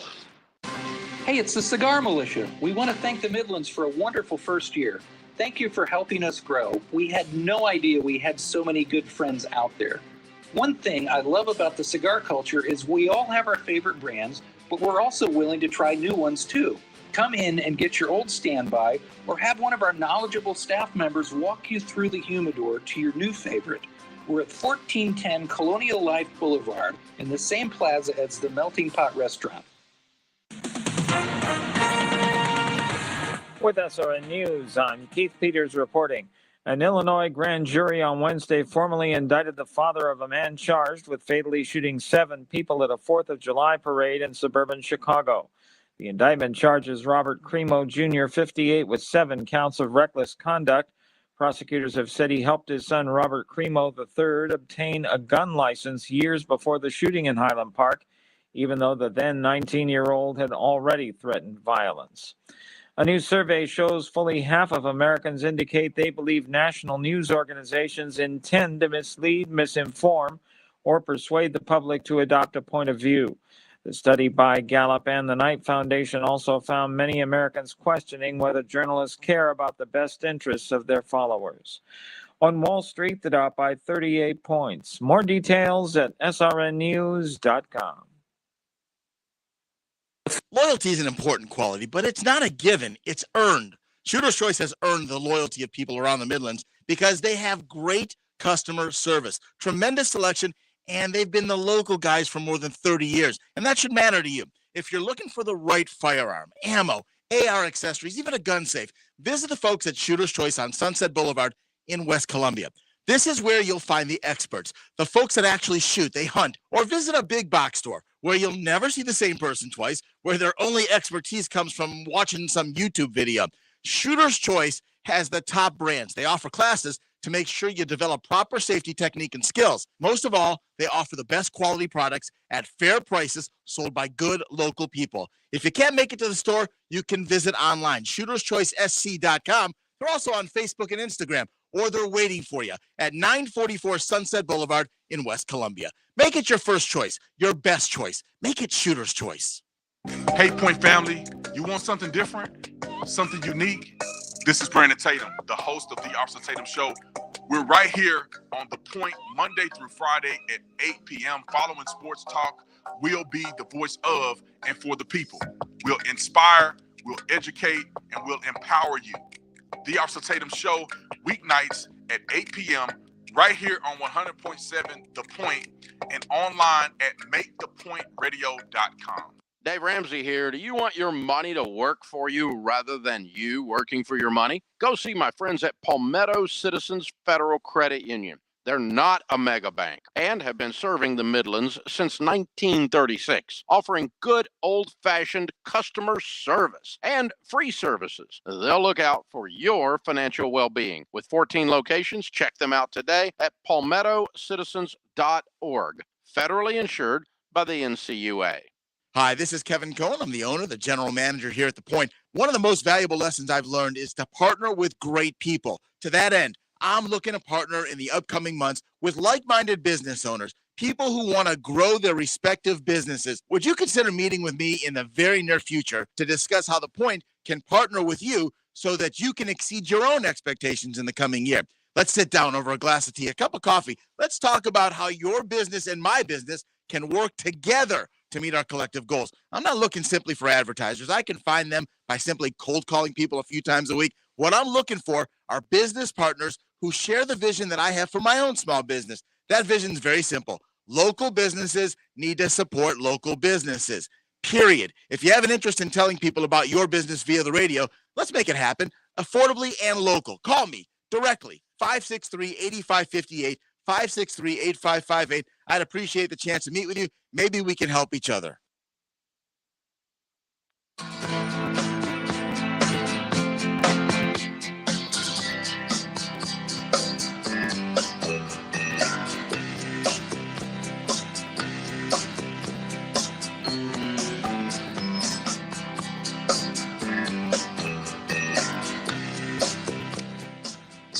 Sports Talk Media Network on a Wednesday evening. As we approach 8 o'clock, we've got plenty of room for you at 888-898-2525. Chris Bergen here in Florence. Pat Daniel back in our Columbia studios and rejoining us from up at Little John Coliseum, the namesake of the program, as the Clemson Tigers have gotten off to a terrific start out in front of Florida State. 29-12 is there about 7.5 minutes to go in the first half. So Phil Kornblut, obviously a terrific start for Brad Brownell's club. Yeah, they hit their first 4 shots of the game, and they have not let up since then. In fact, P.J. Hall got the Tigers off to the hot start, and he's not missed a shot. He's 5 for 5 from the floor. He's 2 for 2 from 3. He's got a total of 12 points thus far, and the Tigers have a 29-13 lead with 7:27 to go in the opening half. Like I said, quick start for the Tigers. They have not taken their foot off the gas whatsoever, kept the turnovers to a minimum, winning the rebounding battle, whatever rebounds there are, and playing really good defense, holding Florida State to 36% shooting. So a great start for Clemson. The question is now, can they maintain this high level of play against a Florida State team that's not very good? So Hall's got 12 on 5 of 5 from the floor, 2 of 2 from 3. He also has got 3 rebounds. Rest of the scoring's kind of spread out. Chase Hunter's 2 for 2 from the floor, 2 for 2 from the line. He's got 6 points and an assist. And Hunter Tyson has got 4 points. So the Tigers are a couple of guys perfect from the floor thus far in Hunter and Hall, and again, some accompanying offense from others. They are increased their shooting now to 60%. That's 12 of 20 from the floor for the Tigers, and it'd be higher if they made their threes. They're only 2 of 8 from three-point land. So just a good all-around start for Clemson, and they've kept it going here. About 6 minutes to go, and Hemingway has just knocked down a deep 3, and the Tigers are running away with this one now, 34-15. Just a matter of how long they can keep their focus, and I'm sure Brad Brownell wants to maybe play the starters together as much as possible while they're playing well to kind of get that good feeling back that they've been missing with the 3-game losing streak. But they're just getting contributions from everybody now. Everybody's coming into the ball game for Clemson is giving them something. Beatles come off the bench and giving them 4 points, and now it's a 36-15 game, and Clemson's running away with this thing. While I've got the microphone, guys, and while we're talking basketball, if you'll give me just a moment here, the South Carolina Athletic Coaches Association, in conjunction with their counterparts from North Carolina, today announced their rosters for the Carolinas All-Star Classic basketball game. That's March 25th in Wilmington, North Carolina. And I thought I would just quickly go over the rosters for the South Carolina teams, Very cool. if that's okay with everybody. Well, you're the boss, man. You do what you want to do. You do you. We'll just follow along. I'm waiting on permission. I said, you do you. You've got all the permission. You do Gotcha. you, and we'll follow along. All right, here you go. South Carolina boys roster. Montravis White from Gray Collegiate. Christian Ori from Keenan. Sean Lindsay from Dorman. Arden Conyers from Westwood. Justin Britt from Goose Creek. Malachi Stevens from Oceanside Collegiate. Horace Jaquez from Orangeburg Wilkinson. Brandon Crawford from Irmo. Jordan Butler Christchurch. And Avante Parker from Gray Collegiate. Head coach is Jerome Stewart, Timberland, assisted by Joshua Staley of Ridgeview. And the South Carolina girls roster, Jessica Means Saluda, Jessica Woods Westwood, Elena Nettles Somerville, Amaya Ferguson Timberland, Deja Ferguson Dorman, Yasmin Cook Stratford, Trinity Delaney AC Flora, Kamari Thompson Southside, Paris Smith North Augusta, Lindsey Garner Lexington. Head coach Perry Stokes of East Clarendon, assisted by Jeanette Wilder from Saluda. So there you go, guys, with that. And again, that game, those games, 2 games coming up. Wilmington, North Carolina, used to be played in Myrtle Beach, but many years ago, they gave it up and Wilmington took it, and they'll play March 25th, the girls at 3 with the boys to follow. Quick question on the Tigers before we let you run. It might be something to follow. You talked about everybody coming in and contributing. They have played 11 players already here in this first half. Do you think that's by design, or is it the way the game has worked out and Brad Brownell feels comfortable enough to start going ahead and getting his second liners in as early as possible? Yeah, I think it's just the way the game is going. They got off to such a good start. And Florida State, I mean, the way Florida State's going right now, you play halfway decent against them here at home, you should be able to open up a lead. You should be able to go to your bench with freedom. And so he's been able to do that. It's 38-18. So he's got that liberty now to go liberally to his bench and work in as many young players as possible. I imagine Beadle going to get some nice run here. Godfrey as well. Probably Wiggins will get a good bit of work. Middlebrooks, he normally plays a good bit. He might get more than normal tonight. And you might see Hemingway, for example, get a little bit more work since he's just now coming off that injury a couple of games ago, coming back. You want to get him as much work as possible. Hunter just knocked down another 3. Hunter is 5 for 5, 2 for 2, and 2 for 2. So he's got 14 points. Tigers are up 41-18, 3:39 to play in the half. Appreciate it, Phil. Go enjoy the ball game, and we will see you again tomorrow night. Oh, I don't get to do another update before the top of the hour? If you'd like to. Yeah, no, I see no need. I see no need. I need you to update. Florida State scored between now and then. You can't want to hog the show. You go right ahead, show hogs. I heard we'll come back and get a halftime update. Before no, you don't have to. You really don't have to. I'll be in line to get a Diet Coke in just a minute or two. But the rumor making the run through Little John is that Coach Interdonato blew up the show tonight. He was incredible. I mean, he always is a good interview, but tonight he was mid-season form before the season even began. He says that his team is still upset about what happened to them last year, the screw job the NCAA gave them and the committee not putting them in the tournament. They have not forgotten. Does he have the team to back that up? That's a good question. He feels like he does, especially on the mound. They've got some quality pitching, and he feels pretty good about his team. That's always, we'll find out for sure. Yeah. But yeah. I mean, they're the favorite in the SoCon again, so I would think so. Yeah. But last year it looks like that's going to be the fire to fuel this team going into this season. You got 2 teams in the state that really feel like they deserve to be an NCAA tournament team last year in Charleston and Wofford. And it's a shame that in Wofford's case, they had one bad day. Yeah, you're right. They had one bad day, and it cost them. They had a bad Sunday afternoon, and it cost them. And so I imagine that will drive them quite a lot going into this season. if you heard Coach, he said that's exactly what's going to happen. So, yeah, I'm sure that would drive this Wofford team for sure. Chris, I think we may have actually lost our connection Did with they Phil. unplug him?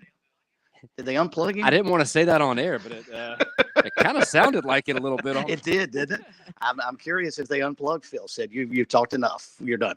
But to what he was saying anyway. and what y'all were saying, just real quick, Wofford they have 5 players on the preseason all-conference team in the SoCon, including 4 first-team selections. So the folks that picked this list certainly think that Wofford has the horses to get it done this year. 3 of those are position players, 2 infielders and an outfielder, then 1 reliever, and then, of course, their star pitcher, I hope I'm saying it right, Matthew Marshall, who was picked as the preseason SoCon pitcher of the year. And a casualty who's found a way to get back into baseball off that Furman program that was disbanded a couple of years ago. That's right. And I think Phil has actually rejoined us. Phil, if you wanted to come in and sign off real quick. I unplugged myself. Sorry about that. It happens when you sit up here in the dark at the top of Little John Coliseum. I literally unplugged my cord by mistake. I don't know. Anyway, 41. I'll give you one more update. 3:39 to go in the half. Clemson is up 41-18. One more look at the numbers. Tigers are shooting 64% at 16 of 25, 4 of 10 from 3. They're perfect from the line, 5 of 5. They've only turned it over 3 times. They have 4-6. They've turned into 12 points. Winning on the boards 15-6. 4 offensive rebounds. They've turned into 4 second chance points. In the paint, Clemson's up 20-8. 8 assists to 2. They're winning, obviously, every possible category.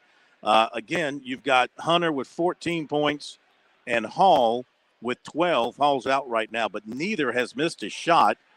Hunter is 5 of 5 from the floor, 2 of 2 from 3, and 2 of 2 from the line. And Hall is 5 of 5 from the floor and 2 of 2 from 3. He's got 4 rebounds as well. So everything's going Clemson's way right now, 41-19, clock running, and Tigers have got it on cruise control at this point. All right, Phil, good stuff, pal. And, of course, Phil will have all the post-game features, the story, and the audio up on our website at SportsTalkSC.com. Safe travels back from the upstate, my friend, and we will talk to you tomorrow night. Okay, guys. Talk to you tomorrow. Appreciate it. Yes, sir. That is Phil Kornblut live on Locale at Little John Coliseum, where the Tigers are dismantling Florida State here in the first half, now at 43-19 with about 3 minutes remaining. All right, Pat, let's go ahead and hit the break. And we come back, we will talk some Clemson baseball towards the top of the hour. Let's hear some thoughts from Eric Bakich. Since we're in the baseball mode here tonight, especially back half of the program, with Coach Eder Donato up first. We'll bookend it with Eric Bakich, his thoughts about his first installment of Clemson Tiger baseball. His thoughts from yesterday. We'll let you hear what he has to say about his team as they get set to open the season on Friday as well. Plus, we may have room for you as well. Caller 2-888-898-2525. George Bryant here for Tsunami Bar Sports, and some say the fun is in the winning. I say the fun is in the training. And Tsunami Robbie, what do you say? George, we all know you get more done when you're having fun. This technology is different. It's engaging, but it's also a lot of fun to use. Hi, this is Phil Kornblut. Be sure to click on the digital ad on SportsTalkSC.com and get 5% off any Tsunami Bar order using promo code BBB5. Don't wait. Order today. Timeout. All right. Remember, we're a team that plays together. Listen, the winning will take care of itself. We just have to get everyone involved. In interscholastic sports, we celebrate what makes every one of us unique. And in the pursuit of a common goal, everyone in the huddle, in the bleachers, and in the community comes together. This message presented by the SCHSL and the South Carolina Athletic Administrators Association.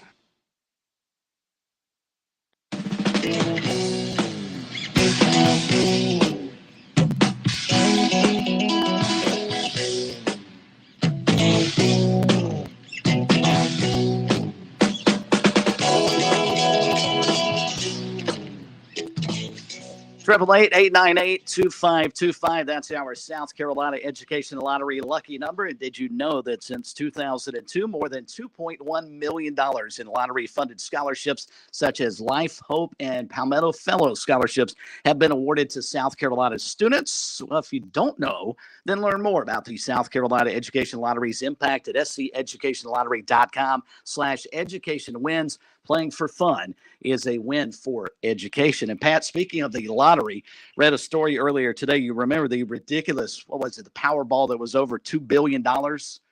The winner is from California and actually came forward, did not show up for the press conference, but they know who that person is.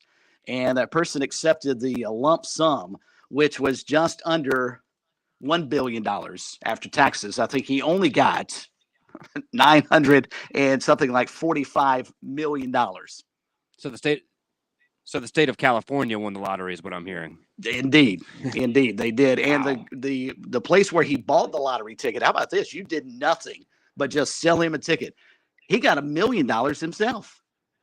You know, good for him. I feel like if I won, I would absolutely go back and give a massive wad of cash to whomever sold me that ticket. Now, $1 million, that's incredibly generous. But I guess if you won $1 billion, that came from the lottery, not from the winner. The Oh, lottery actually gave. I think it's across the nation. If you work for the lottery and sell lottery tickets, and you have a cash jackpot won at your store, you get a percentage. I don't know what it is. Obviously, a fairly small percentage, but nonetheless, when you give out $2 billion, $1 million still pretty nice. I could live off $1 million. that is one hell of an incentive. If you own a convenience store, Exactly, and I gas think that's the station, point, or anything yeah. like that, if you sell lottery tickets, absolutely, I would pay for a little extra signage all over the property just to advertise and bring people in. Buy these lottery tickets, please. Would you want your name out, though? Absolutely I mean, if you not. won the South Carolina Education Lottery and Pat Daniel comes away with $175 million, would you want anyone to know? Nobody would ever know, but those that know me, there would be signs. There would be signs that I had won. Let's see, certain lifestyle changes. I might be doing sports talk from a remote island somewhere with a pina colada in my hand at all times. But no, there's absolutely no way anybody would ever know my name. It would all be done. All right, let's be real. I think everybody listening, myself, yourself included, I think we've all thought about what we would do if we won the lottery, right? Like how we would spend it, what we'd go about it. And I would absolutely go the legal route, going through an attorney, having somebody else go actually accept the winnings, do all that, have all that set in place before. But no, nobody would ever know the name Pat Daniel was associated with winning that lottery. I mean, I thought it was pretty brave. And I don't know if California has a rule that, hey, once you collect the money, they have to at least mention your name. Now, no one knows where he lives. They've got a pretty good idea, the vicinity, because it was evidently a convenience store sort of in like a neighborhood town area. But still. Edwin Castro is his name. There you go. Yep. And he won the ticket or bought the ticket at Joe's Service Center in Altadena in Los Angeles County. And apparently he did actually wish to remain private, but you just hit the nail on the head. According to this article, this is on people.com, so I'll trust them. It is actually a state law. Oh, I guess it's a law, but it is in the state of California, lottery winners are required to become public record. They are not allowed to remain anonymous. Wow. I don't understand why that would be that way. I mean, what purpose unless California is going to force him. Now, like I said, he did not come to the big press conference. They had to present him that, the big golf check that they normally hand out. So unless they're going to force him to do advertisements for the lottery out there, whatever California's lottery is, I don't see the purpose of making his name and outing him, because to me, you've put him in major jeopardy, he and his family. Well, I totally agree with you first and foremost, but all I can think, just to play devil's advocate here, is just like in South Carolina, the mission of these state lotteries is to provide supplemental funding for public education, which is both public schools and colleges. Therefore, I guess, could that be construed as public funds? And similar to if you go to the South Carolina governmental website, you can find every single government employee and how much they make. You can find out all their information on there. That's how on this show, for instance, we're able to so easily decipher what coaches make and what comes from public funds compared to private funds. So all I can think is if the lottery is deemed, quote unquote, taxpayer dollars to some extent, then maybe they are required to, but I don't believe that's the case in South Carolina. No, I don't think so. But I guess if I just won $950 million, I could buy a few more locks to put on the door. There you go. Don't you think? Big All old right, gate anyway. around the Berge compound. Go play the lottery, folks. Who knows? The next one may be you. 888-898-2525. All right, Friday, of course, the opening of the Division I baseball season. Gamecocks, Terriers, Chanticleers, Cougars, and, of course, the Tigers. And they'll do so with a brand new head coach, Eric Bakich, coming down from Michigan to take over the program, replacing Monty Lee. The Tigers will host Binghamton this weekend, beginning Friday at 4 o'clock. And yesterday, the new head coach of the Tigers, Eric Bakich, sat down with the media, and here's a little bit of what he had to say about his first installment of Clemson baseball. People ask me what it's like opening day week. It's feel like a parent. You're 3 days before Christmas. You're excited to watch the kids tear open the presents under the tree. That's kind of the same feeling, just the anticipation of something awesome. And we just feel like our training has been great. The preparation couldn't have gone any better, and we're ready. The hay is in the barn, and it's just time to start playing and really having some fun out on this field.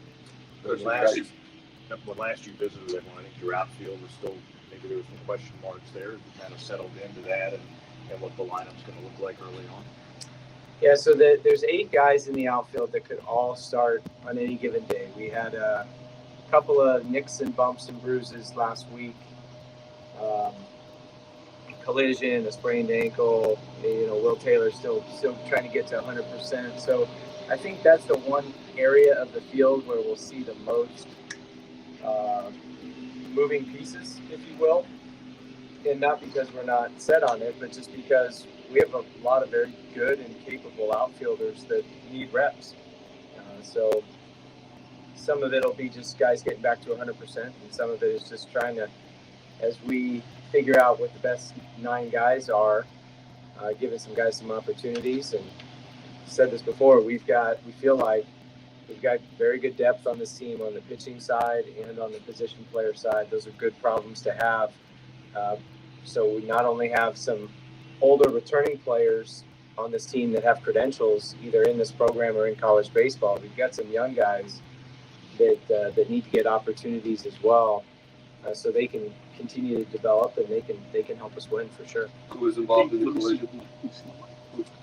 That was Nate Hall and Tristan Becerra, but that one did not affect Tristan Becerra. Nate was out a couple of days last week, but he's actually fine now. Tyler Corbett sprained his ankle, and Will Taylor's still coming back, but I think I fully anticipate those guys will be able to participate in some capacity this weekend. Did Will suffer some kind of setback, or is he just sort of? No, I think this is just a return to play protocol from our medical team. Yeah, it's not an exact science. There's some days are better than others, but when he's been healthy out there and making highlight reel web gym catches, it's been fun to watch. But I think just still building up to that consistency of being able to go 100% each day is not quite there yet, but when he is out there, he's very dynamic and explosive. What will your rotation look like this weekend? So all of these roles we're going to actually talk to our team about first. We haven't, my philosophy is we'll get everyone in the classroom. I'll do a PowerPoint and put everyone's role on the board so there's zero ambiguity and everybody knows going into the opening weekend what their role is, and I haven't done that yet. That'll take place either today or tomorrow in our class, probably tomorrow in our classroom setting. So I think just from just looking at a guy like Ryan Emmons, moving him from the closer role to a starting role, we didn't move him to that role to start on Tuesdays. Like his makeup, his character, his toughness, his work ethic, his leadership, that's the type of guy you want setting the tone every single weekend. So I would expect that you're going to see him on Friday. But we have the pitching staff this year where we don't need our starters to go 7 or 8 innings. We've just got enough depth where we may not need that guy to go through the lineup that 3rd time or the 4th time. there's just a lot of really good pitchers. Coach Bellinger has just done a phenomenal job of getting all these guys to attack the strike zone. It's like embedded in their daily regimen of the best pitchers and best pitching staffs consistently pound the strike zone. And it's always known that about him, just playing his teams on the other side, but now seeing how he reinforces it on a daily basis, it's really good. Eric Bakich, head baseball coach at Clemson, his pregame or preseason press conference, if you will, is he met with the media yesterday. All of his audio up on our website at SportsTalkSC.com. Tigers open up the season this weekend on Friday, starting their season opener against Binghamton at 4 p.m. Meantime, at USC, Mark Kingston will meet with the media tomorrow afternoon over at Founders Park, and we'll have that covered as well up at SportsTalkSC.com and then on the program tomorrow. Quick update from Clemson. They've gone to halftime, mercifully enough. Tigers just blowing out Florida State up 47-26 at the break. Tigers shooting a ridiculous 60% from the field. If you're Florida State, you got to feel pretty good about your offense. They're shooting 45% from the floor and 50% from three-point range, but problem is they can't guard anybody. And the Tigers just dominating the opening half. Hunter with 16, P.J. Hall with 12. Hall still yet to miss a shot from the field. 5 of 5 from the floor, 2 of 2 from three-point range. We'll have that covered for you tonight as well up on our website, SportsTalkSC.com. For Phil and Pat, I'm Chris. Appreciate you tuning in tonight. We'll talk back to you tomorrow here on Sports Talk. Someone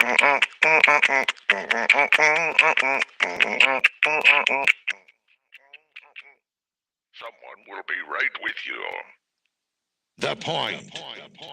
WQXL